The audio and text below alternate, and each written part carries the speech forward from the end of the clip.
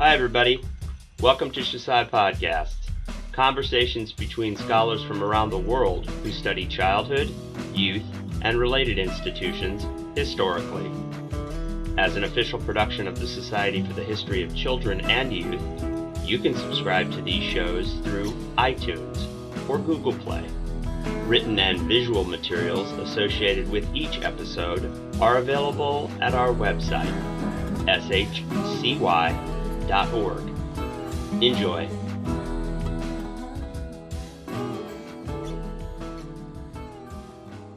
I'm so pleased to be in conversation with Susie Woo today about her fantastic book, Framed by War. I'm a professor at UC Irvine, and I've known Susie for many, many years.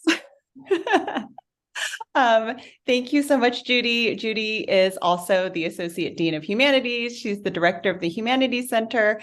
Her most recent book is Fierce and Fearless, which is about Patsy Mink, who was the first woman of color in Congress. And Judy and I have been in a writing group together, and she's helped me think through and develop any argument that's good in the book. Judy probably had a hand in helping me think through. So this is all to say that I'm really grateful to you, Judy, for taking the time. I know you're really busy. So thank you for that.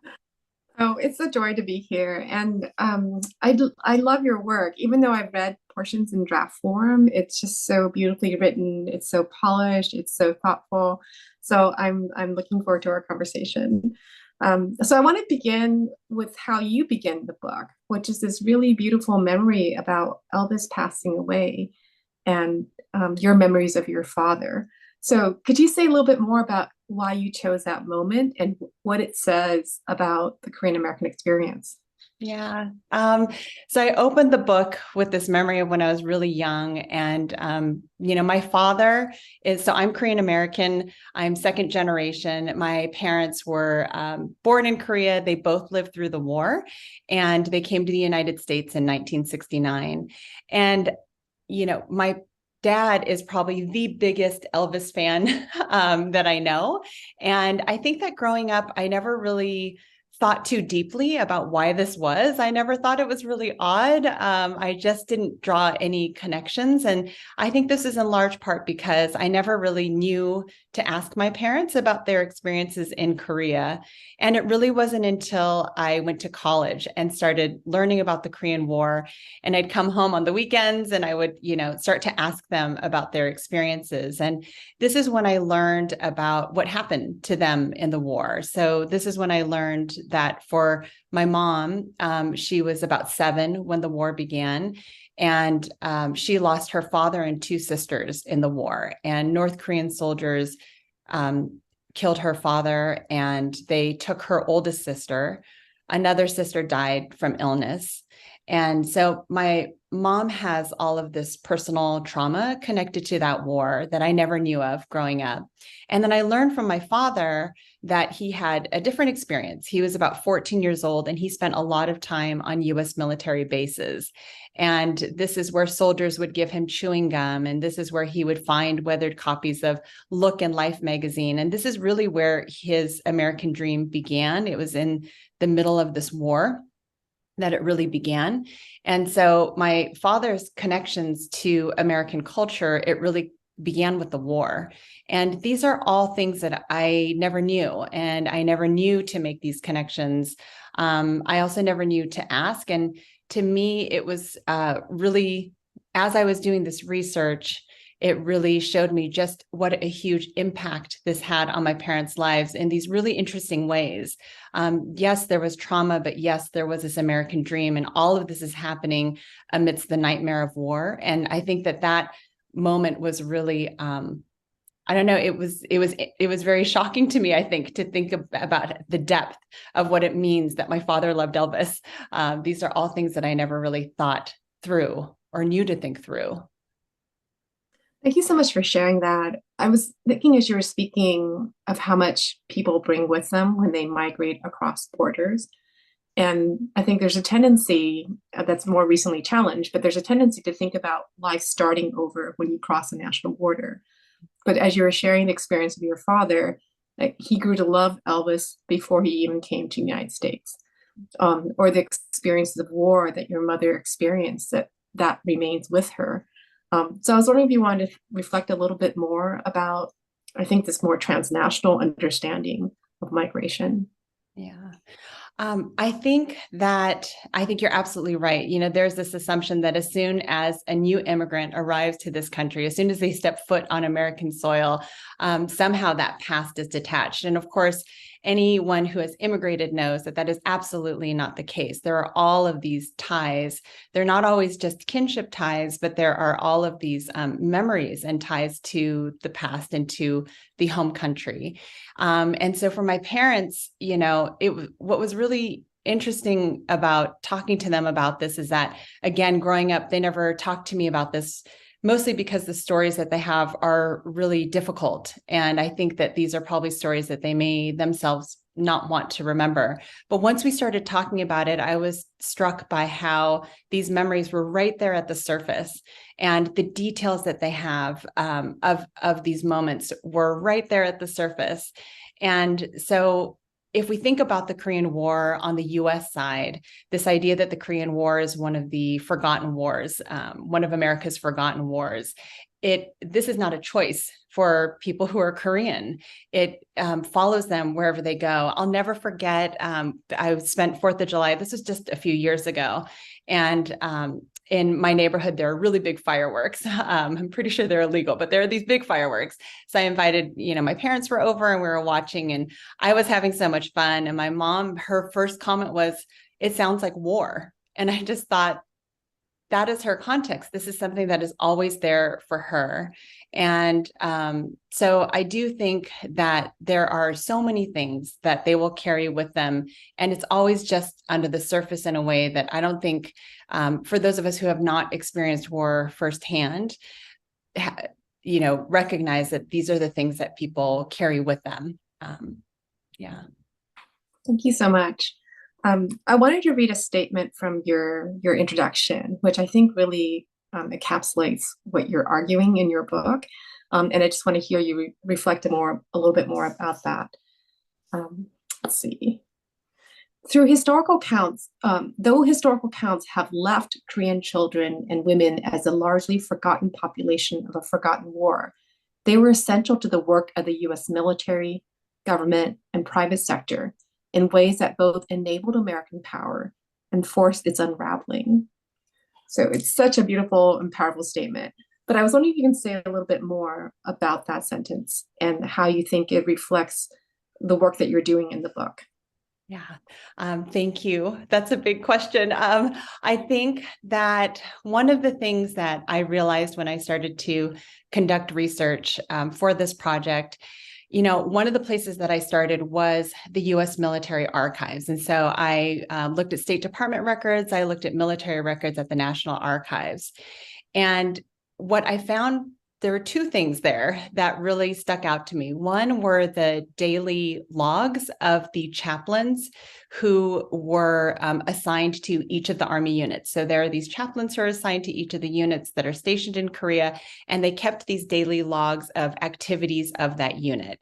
And within those daily logs, almost every day was a scheduled time for the servicemen to spend time with Korean children. So they were either delivering donated goods to a local orphanage. There was playtime that was structured into the day.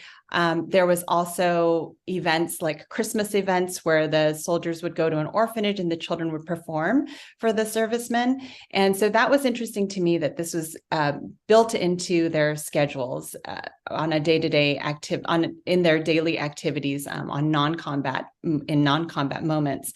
But then I saw that coupled with the correspondence of military commanders who were writing between units. And they say very plainly that putting the men in contact with children boosted soldier morale. And it also gave some of the men who may have been questioning why they were there in Korea a purpose in the war. And so it was very clear that this structured kind of moments of contact that were being structured really by these military commanders and by these chaplains, there was a function for bringing men together with Korean children. And the other part of that sentence at the end, there were also these moments where the men really lost their hearts to these Korean children, and they started to do things like house them in the barracks. There's a lot of evidence that shows that Korean, especially young boys, were often brought into the barracks, given jobs like tidying up the barracks, washing boots, and the men would pool together money to give the child an allowance. And these children were often referred to as houseboys. And there were also servicemen who tried to formally adopt Korean children, and they would go to their commanding officers and try to find out how they can go about formally adopting these children. And this is the moment when it definitely the intentions of military commanders, this was not the intention. The intention was not to create these surrogate fathers or even potentially, adoptive fathers of these children. And so as soon as this happens, there are efforts to sweep the barracks, to remove the children and to place them into orphanages. There are efforts to make it very difficult for the men to actually go through the formal process of adopting a child. And of course, there were no legal structures on the US side for transnational and transracial adoptions at this time. So there was that piece. But even still, they made it very difficult. They made the timing very difficult. And they did this purposely. It's written out in these memos and these memorandums to suggest that if we extend the process, their tour of duty will be over. And if they want to complete the adoption, they'll have to come back to Korea, which will make it more difficult. They also instructed the chaplains to try and dissuade the men from formally adopting and try to explain to them, you're very young, you're getting swept up in the emotions of this moment in your life, and you can't foresee the difficulties that will come your way if you go through with this kind of adoption. And so to me, those two things were really striking to see that entire process really laid out in the archive. And to me, it said a lot about what the US military was trying to do. So that was a big part of it. And the last piece of that is that Korean children were so central to the narrative that was being constructed on the US side about what the US was doing in Korea. So, if you look at any kind of government document, if you look at the media representations, there's so much of a focus on Korean children, whether it was to rally the American public to donate to money and clothing for the Korean War for the Korean children, or on the heels of the war, there were all these stories about Korean adoptions and how white Americans were adopting Korean children. And so in all of these ways, I think it becomes really clear how the child becomes central, not only to the work of the military, but also to the narrative being constructed around why America was in this war in the first place. So in that messaging to the American public, the Korean child becomes so central to that telling. Yeah. Thank you so much. There's so many things I want to follow up with. And one thread maybe I'll just ask now is that this is a very intimate portrayal of war. So if you think about the ways that we might visualize war or conceptualize war, you might think about it in terms of geopolitical conflicts and mapping where troops are moving where, which countries are in lines with each other. But this is a very, as I said, intimate connection that you're tracing, these surrogate familial relationships. I was wondering if you wanted to say a little bit more about how maybe your work is part of a larger shift in the way we think about war and also about empire, which is a term that's in your title. Yeah, such a great question. I think that when I started this project and I was I pretty much tried to find anything that I could about the Korean War. So I was reading a lot of things, and there were so many military histories and political histories and very little about the people. So this is back in 2003 when I started research for this book. This is all to say it took me forever to write this book. But I just every time I was reading what was published, I was thinking, like, where are the people? If I think back to my parents' experience, where is the perspective? Where is their experience? And so I knew going into this I was going to try my very best to make that my focus. I also recognized that there were so many pieces of the story that I didn't fully understand. I didn't quite understand how it was that these adoptions were taking place. I didn't quite understand the connection between, prostitution and government sanctioned, military sanctioned prostitution, mixed race children, Korean adoptees. There were all of these just pieces. I had all these pieces of a puzzle that I was really trying to put together. But I really definitely wanted to focus on the experience of Korean civilians. And when I was looking in the archive, it became very clear to me how much children and women were central to that story. It seems like family is such an important political trope. It's both describing these kind of day-to-day interactions that people have, but it's also the political uses of family that you're really trying to highlight and foreground. And so I wanted to ask if you could say a little bit more about that. Is it because it's the Cold War, the emphasis on domesticity, or do you think that this is actually a broader trend, right? To think about the ways in which family and kinship are connected to war making. Yeah. I definitely think a huge part of it on the US side anyway is about the Cold War. So if we think about the 1950s and the 1960s and the place of the nuclear family in American politics at this time, if we think really, this is another thing that was so striking to me and why I really wanted to research Korean adoptions in particular, is because the idea of the white nuclear heteronormative middle-class family, this was a huge disruption to have the figure of a Korean child. And how was it that this kind of interracial family was being celebrated at a moment when the United States, was so far from racial integration? I was thinking a lot about how this particular family narrative ended up putting forth, these ideas of internationalism, these ideas of America as a racial democracy when clearly it was not. And so I was thinking a lot about that historical moment of 1954, Brown versus Board of Education. 1955 is when Emmett Till is murdered. And these are big public events that are seen internationally. And so in this way, I think that this particular version of the interracial international family carried a lot of weight for the American narrative about how democracy is better than communism and how Americans have this great ability to bring in people who don't look like them and who are from afar, and also these victims of war. I mean, there were so many ways that these narratives really supported the larger Cold War cultural project of the United States at this time. But one of the things that is so important about that narrative is, of course, it completely covers over the fact that in order to create that international family, the family had to be broken in Korea. And so these war created these circumstances. Not all of the children were orphans, but many of them were. And so many of the children who did come, especially in this early period, had either lost both parents in the war, had lost one parent in the war, had been separated from their parents. If you think about the chaos of evacuation, there were so many families who were separated in that process of being displaced by war.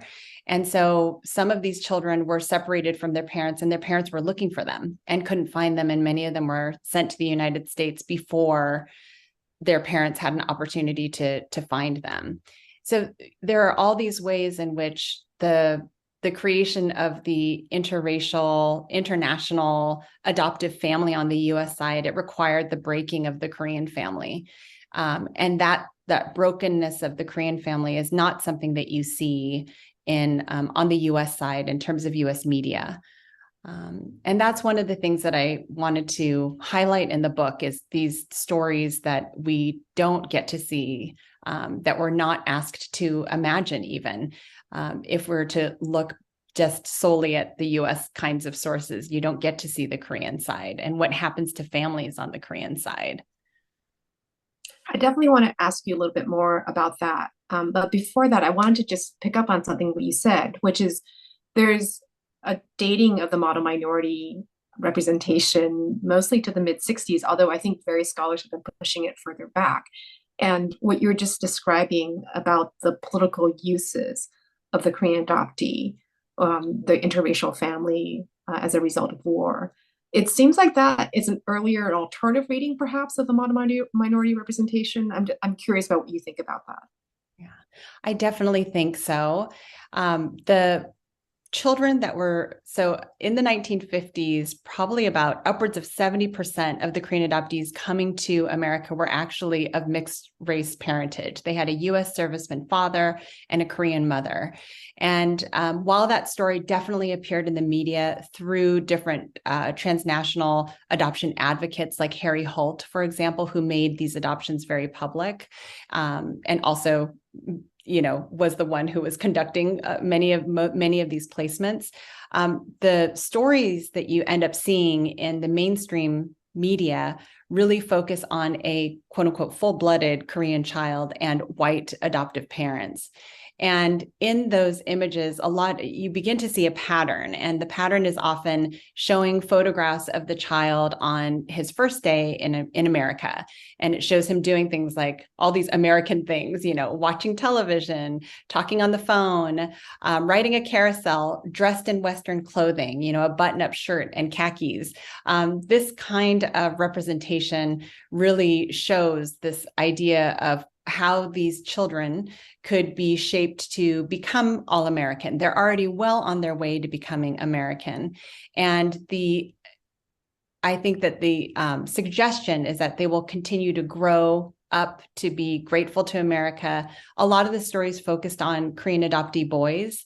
And I think that narrative was a cleaner narrative because the gender of the child suggested that this child was going to grow up to be a loyal, possible soldier for America. A lot of the photographs often showed the Korean boy adoptees wearing miniaturized U.S. fatigues, military fatigues. So that narrative was definitely a part of that story as well.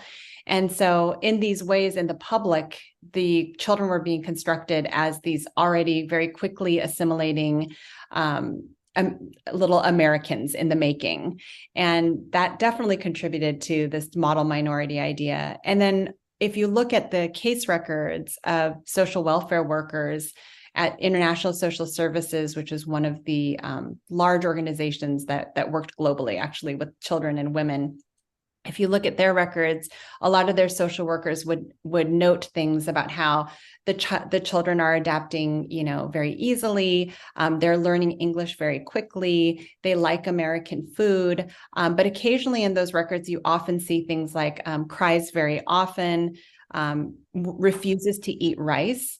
And while the social workers that I saw in these reports would often interpret that as evidence that the child was adapting really well, there was no engagement with the possibility that the child was deeply traumatized and very sad, and maybe rice brought back memories of being at home in Korea, which that child was no longer there.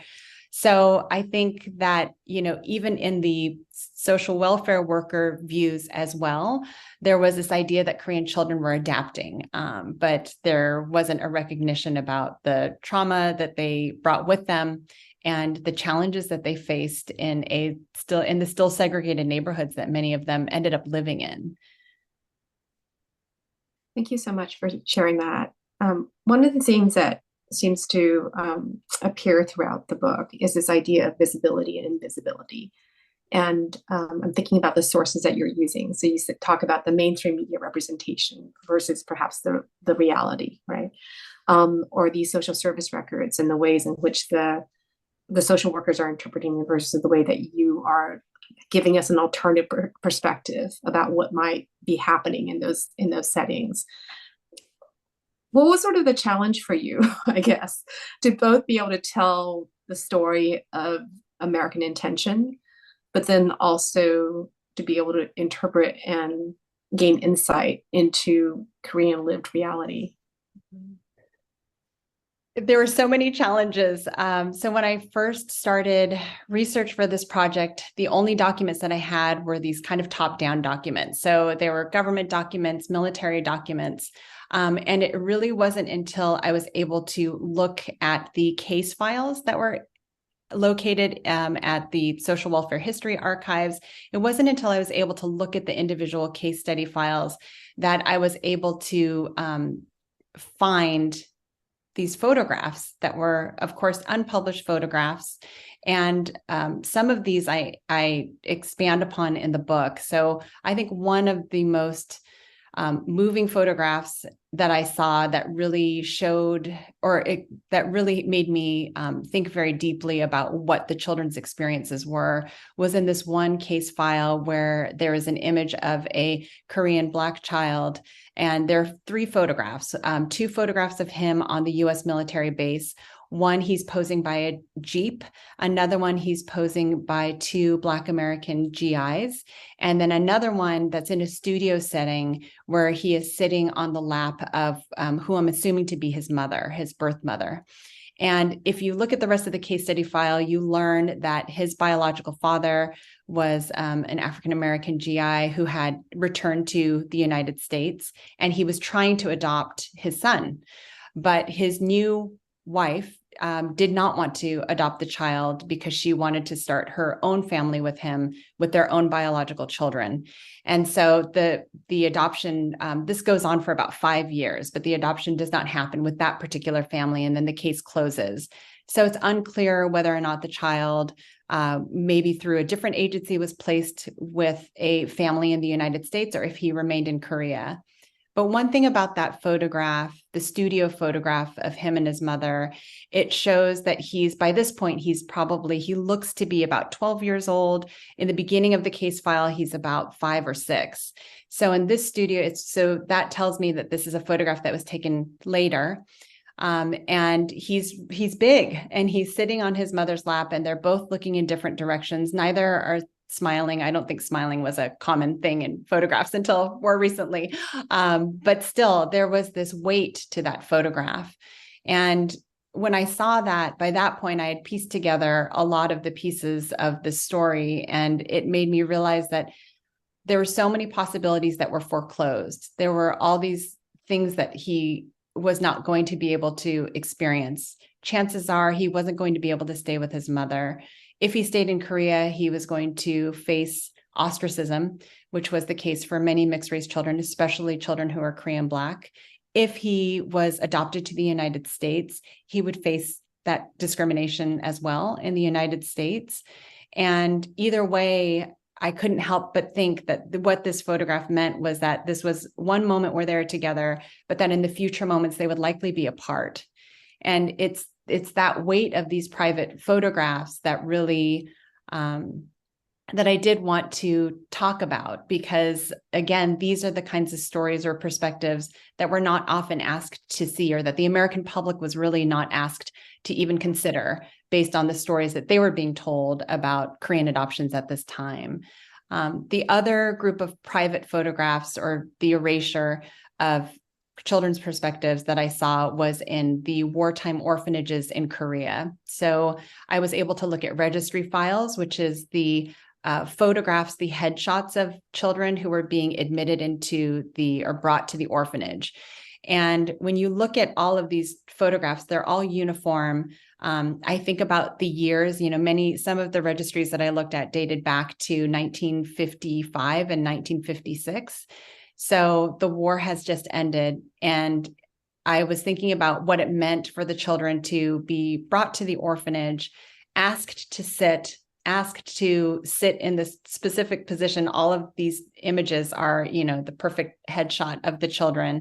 Many of them had never seen a camera before. So even that experience is something that I think must have been very, unsettling for the children. But if you look at the photographs, it's so clear that many of these children have just finished crying. Their eyes are very swollen. They look deeply sad. And if you think about the context and the reason why they're in the orphanage in the first place, you can understand.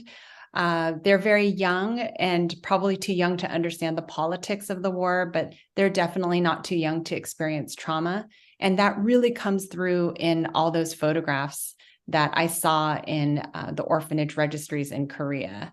And I wanted to, talk about that, because I think that is such important work for us to do when we think about this war, when we think about any war, but when we think about these experiences, I think that that's such an important exercise for us to do. Yeah, that is so moving. I had two follow-up questions, and one of them, I don't know how comfortable you are in going into this, but as you're describing the children and the trauma that they're experiencing, I'm thinking back to your parents' stories about living through the Korean War. But I'm also thinking that you are a mother of young children, and I'm curious about, yeah, kind of how your own your life has maybe shaped the way that you approach the study or look at some of the materials. Yeah. I will say that this project began before I had children, and then it continued after I had three children. And by the time the book was done, I had three children. And that made it that much harder, I think, to do this, to do the research and to do the writing. And I think this goes for so many of us who work on childhood studies, who think about these very difficult pasts and how they're connected to the present. It weighed very heavily on me. And it was very emotional, I think, to think about what it means to be a mother and to imagine. I think that it really highlighted for me what a mother might feel being separated from their child. And this was really in the case of, women who had to give up their mixed race children.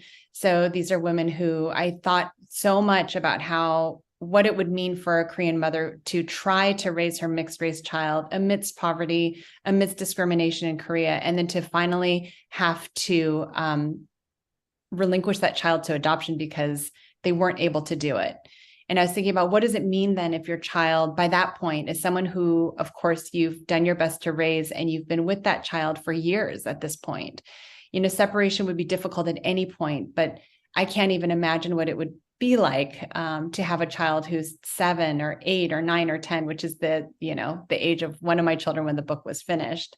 So it definitely, it was very difficult, I think, to do this, but it also helped me really think about the perspective of birth mothers in particular.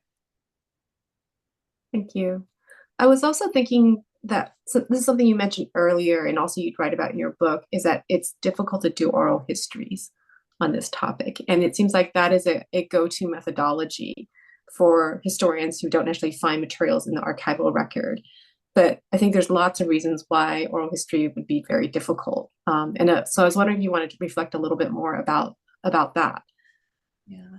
So when I first proposed this project as a dissertation, it began as an oral history project. And I went through Human Subjects Committee, and I began the process of trying to find Korean adoptees who came to the United States in the 1950s and 60s. And so the people who I contacted were now, most of them were in their 60s by this point, and a few of them a little bit older. And when I started to receive so I wrote a letter. And then when I started to receive their responses, there were several responses that said, this sounds like an interesting project, but that was a really long time ago. And, I don't know if I want to talk about that experience. But there was one letter in particular that I received that really made me switch the focus or switch the methodology of this project. And this was a letter from the spouse of a Korean adoptee. And she wrote me and said, "You're probably not going to hear back from my husband because he doesn't even talk to me about his experiences. He was about 4 years old when he was adopted to the United States. It was in the 1950s. He grew up in a small town on the East Coast, and his memories are so painful that he won't even talk to me about this. And so I can't imagine him wanting to talk to someone else about this."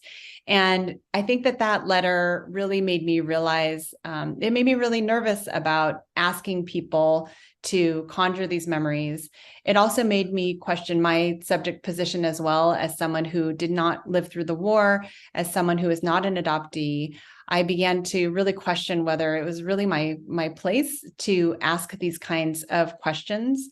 And then it also made me think about the fact that my parents never talked to me about this, my very own parents. And this is often how trauma works. I think that it is, many of the times, the stories that my parents would tell me, they would often tell me through tears. And so I think about that experience and how they had to relive these experiences in their telling of it to me, to their daughter. And I think that I worried very much about, the ethics of this for this particular project. And I also recognized that there were so many pieces of the puzzle that I needed to figure out. So that really made me switch gears. So it changed a lot from what I proposed for the dissertation to what it ended up being. I moved away from oral histories. And this is not to say that I don't believe oral histories are absolutely essential. I think of the work of Kim Park Nelson, and I think that it's so absolutely essential that we hear the perspectives of adoptees from adoptees. But I also felt like for this project, and given my place as a researcher, it wasn't the moment to use oral histories. So so that's what happened. I think you've done a fantastic job with the rich resources that you unearthed and the ways that you really sensitively think about what these textual sources, the visual sources tell us about the dynamics that were occurring. We've talked a lot about trauma. We've talked a lot about kind of broken forms of communication. But I'm curious now that the book is out, if you've had a chance to talk to your parents. I don't know if you've talked to your children, or just with audience, people who are reading the book, what their reaction has been, and has the book helped facilitate communication? And I don't know if healing is possible, but at least some space for communication. Yeah. When my dad, he read, I think maybe the first chapter, and he was like, "It's so sad." And I was like, "Well, yes, yes, it is really sad." He's like, "I thought you were going to do this like pop culture thing." I was like, "There's culture in there, but this is a sad story." And so I will always think that story is very funny. So for my parents, I think that they, to be honest, I think that they helped me with some of the translations. So I could read Korean, but not great. And there was so much vocabulary that I didn't understand. And so when they helped me with translations, they were like, "Why are you writing about, prostitution? And why are you writing about these things that are," my parents, of course, I think like many Korean parents have this sense of pride about their history and about, what they've overcome as a people. And I definitely understand that. So I think that while I was writing the book, there was some concern on their end about what exactly it was that I was writing about. But I will say that it might not be that the way that they talk to me about their experiences have changed, but I think that the way that I hear their stories has definitely changed. And, these conversations about their childhood and about what it was like growing up in Korea, not just during the war, but after the war, these are things that come up pretty regularly now, at Thanksgiving dinner. And every once in a while, I'll just record it. I'll ask my mom, "Can I record this story?" And she will have had 2 glasses of wine. So she's like, "Sure, go ahead." But I think that the way that I hear these stories, of course, is so different because I know so much more now than I did when I first heard some of these stories when I was in college. And there's definitely been, I've received a lot of emails, and some of the emails that I received are like, "My uncle is on the cover of your book. He was in the Korean children's choir." And, it was so great to read about what happened and to read more about the Korean children's choir, but also about, to see the media reception of them. And, thank you. So I've received a lot of these kinds of emails, which has been really great. But, I hope, one of the things that I hope to do with this book is to not only, kind of force a remembering of Korea, but to really help us think about how this, unended war continues to affect so many generations, even those who didn't live through the Korean War. It goes on to affect Koreans who are not just in Korea, but also the millions who are living outside of Korea. And so I hope that this book, resonates in that way. It's beautifully done. And from one Wu to another, I congratulate you. Thank you. Thank you, Judy. Thank you for listening to Shusai Podcasts. You can find more materials and features from the Society for the History of Children and Youth online, shcy.org.